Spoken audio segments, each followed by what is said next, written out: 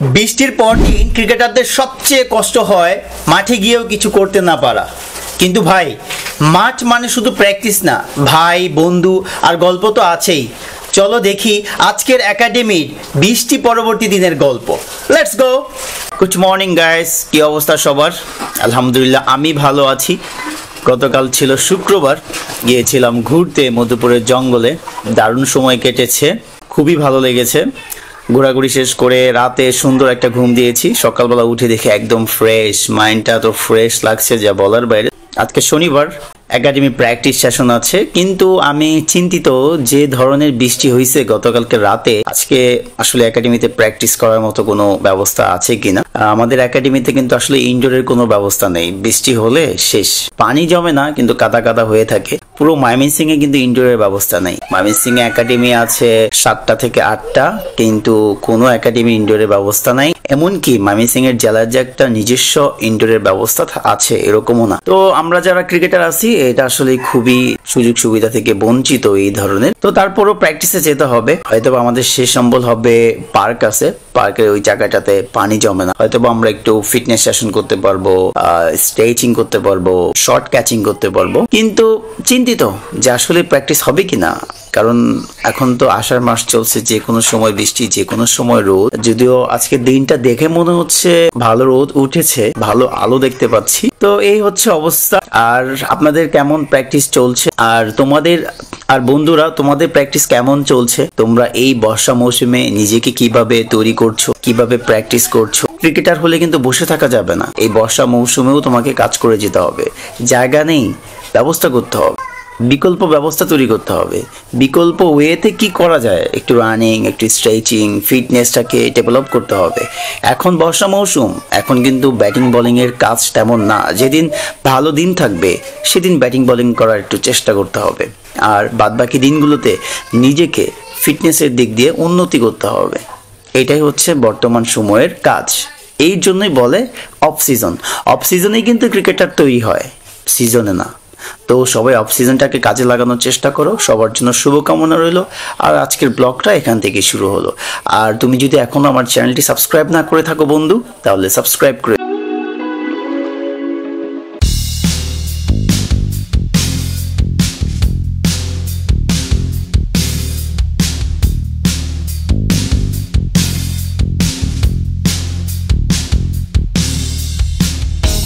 আসসালামু আলাইকুম।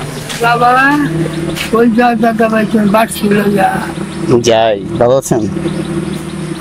গল্প করেন। আসি আসি দাদু। আসসালামু আলাইকুম। এই টাউন হল যাবেন?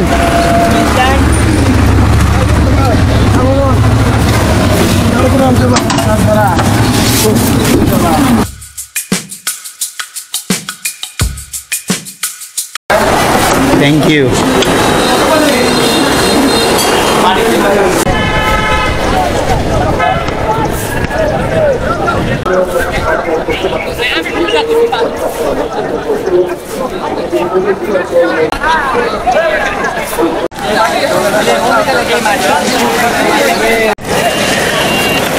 এবং সপ্তম শ্রেণী, ষষ্ঠ এবং সপ্তম শ্রেণী ছোট ক্রিকেটার, ডান পাশে ব্যাটসম্যান।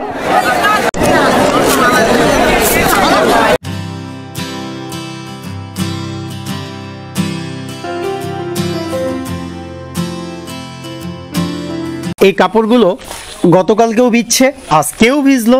মানে গতকালকে গিয়েছিলাম মধুপুরে, এসে দেখি যে বাতাস মানে গেঞ্জি ফালাই দিচ্ছে, তারপরে বৃষ্টিতে ভিজাইছে। পরে আবার কি করার, পরে আবার ভিজিয়ে আবার ধুয়ে দিলাম। সকালবেলা শুকা দিয়ে গেলাম, এখন আবার বৃষ্টি। কি যে এক যন্ত্রণা রে বাবা।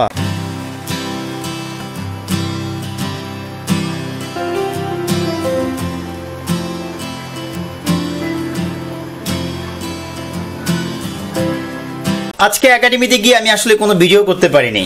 মাঠে গিয়ে আজকে আমি অবাক হয়ে গিয়েছি যে এত পরিমাণে খুদে ক্রিকেটার, এত পরিমাণে ক্রিকেটার আসছে, কিন্তু আমি ভুলে গিয়েছিলাম যে আজকে পিকেসিএস এর ট্রায়াল ছিল, মানে player hunting. Cricket academy of Mymensingh এর অনেকেই প্র্যাকটিসের জন্য আসছিল, আমিও প্র্যাকটিসের নিয়ত করে গিয়েছি। পরে গিয়ে দেখি যে অবস্থা। পরবর্তী সময়ে আমি পিকেসিএস এর সাথে যুক্ত হয়ে গেছি, মানে ভিডিও করার জন্য। আজকে আসলে প্র্যাকটিসটা করা হয়নি। তো যাই হোক, একাডেমি অনেকেই প্র্যাকটিস করেছে ব্যালির সামনে, কারণ মাঠে কোনো কিছু করার মতো সুযোগ সুবিধা ছিল না। আজকে ভালো ফিটনেস সেশন হয়েছে, হয়তো আরিফুর রহমান রবিন স্যার আসছে, আমি মিস করলাম। তো যাই হোক, ইনশাল্লাহ এটাকে আমি পুষিয়ে নিব। প্রতিদিন ক্রিকেটারদের 1% হলেও ইমপ্রুভ করতে হবে, 1% হলেও কাজ করতে হবে। Never give up, just keep it up. আজকে আমরা যে ধোকাটা খেয়েছি, সেই ধোকাটা কিন্তু আমরা লাস্ট বৃহস্পতিবারও খেয়েছি। আজকে প্র্যাকটিসে যাওয়ার পরে যে ধোকাটা খেয়েছি সেটা হচ্ছে এই যে প্র্যাকটিস না হওয়া। এইরকম ঘটনা কিন্তু লাস্ট বৃহস্পতিবারও ঘটেছে। তার আগের দিন মানে বুধবারে বৃষ্টি হয়েছে, বৃহস্পতিবারে প্র্যাকটিসে গিয়েছি, গিয়ে শুরু করব প্র্যাকটিস, গুড়ি বৃষ্টি, আবার একটু রোদ, আবার শুরু করব, আবার বৃষ্টি, আবার রোদ। এরকম করতে করতে পরে আর প্র্যাকটিস করা হয় নাই।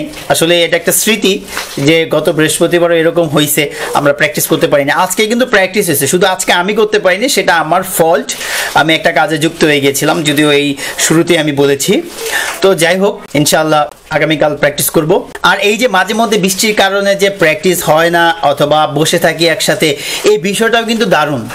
এই যে একাডেমির সবাই মিলে আমরা বসে থাকি, একাডেমিতে কিন্তু সবাই একটা লেভেলের না, ছোট আছে, বড় আছে, মাঝারি আছে, প্লেয়ারের দিক দিয়েও কেউ একাডেমি, কেউ প্রফেশনাল খেলছে, কেউ ঢাকা খেলছে, এমনকি ঢাকা প্রিমিয়ার লিগের প্লেয়ার পর্যন্ত আমাদের একাডেমিতে আছে। তাদের সাথে আমরা প্র্যাকটিস করি, মিলে প্র্যাকটিস করি। সাপোজ বৃষ্টির কারণে প্র্যাকটিস হচ্ছে না, আমরা সব একসাথে বসে চা খাচ্ছি।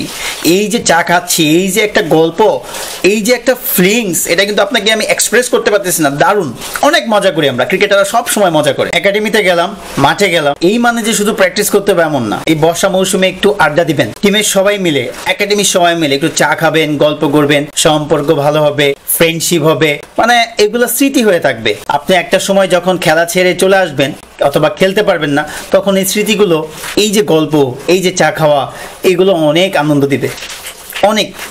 এই আনন্দগুলোর জন্যই তো আমরা বেঁচে আছি।